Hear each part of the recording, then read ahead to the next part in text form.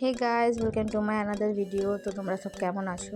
তো দেখো, আজকে আমাদের শনিবার, আর তার জন্য আমি পনির রান্না করে নিচ্ছি। আর দেখো, এদিকে আমার বাইরে আমার শ্বশুরমশাই বসে আছে, ওনাকে আমি হাই করতে বলছিলাম, তাই দেখো কত সুন্দরভাবে হাই করছে। ও হাই যেয়ে কিন্তু টাটা বলছে, তোমরা কিন্তু মুখটা দেখলে ভালো করে বুঝতে পারবে।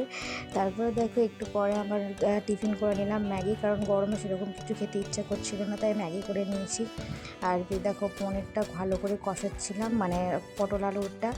তো ভালো করে কষিয়ে নেওয়ার পর দেখো, যে ভাজা পনিরগুলো রাখা আছে পাশে, সেগুলো আমি দিয়ে দেবো।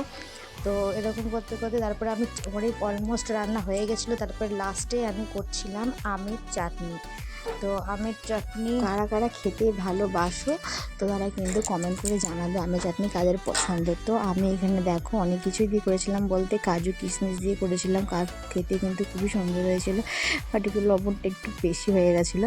তো যাই হোক, তারপরে দেখো চাটনিটা অলমোস্ট হয়ে যাওয়ার পর সব কিছু মানে বাসন টাসন সব কিছু ধুয়ে চলে এসেছি লেবু দিয়ে শরবত খাবো, কারণ তোমরা তো জানোই আমার বাড়িতে একটা লেবু গাছ আছে।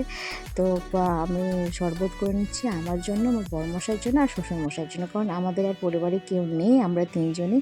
তো দেখো, আমরা তিনজনের জন্য শরবত করে নিচ্ছি। আর লেবুগুলোর রস দেখো কত, বুঝতেই পারছো প্রচুর পরিমাণের কিন্তু রস হয়েছিল লেবুগুলো। আর এই লেবুগুলো আরও অনেক বড় বড় হয়। তো তারপরে দেখো, আমি ভালো করে মিক্স করে নিচ্ছি শরবতগুলো, কারণ না করলে তো আর টেস্ট লাগবে না, তাই না? তারপরে দেখো, আমি আবার লেবু পাড়তে চলে এসেছি, কারণ ভাত দিয়ে খাবো বলে, কারণ ভাত দিয়ে লেবু খেতে কিন্তু খুবই ভালো লাগে। আর তার জন্যই দেখো আমি লেবু পেয়ে নিয়েছি। আর দেখো কী কী রান্না করেছি সেটাও তোমাদেরকে একবার দেখিয়ে দিই। তো আমি করেছিলাম দেখো পটল আলু পনিরের তরকারি, যেটা তোমরা ভালো করে জানো, আগেই দেখিয়েছিলাম। তারপরে ডাল, বেগুন ভাজা আর আমের চাটনি, আর কিছু করিনি। আর দেখো, তারপরে তোমার দাদা ভাইয়ের জন্য আমি থালি সাজিয়ে দিয়েছি।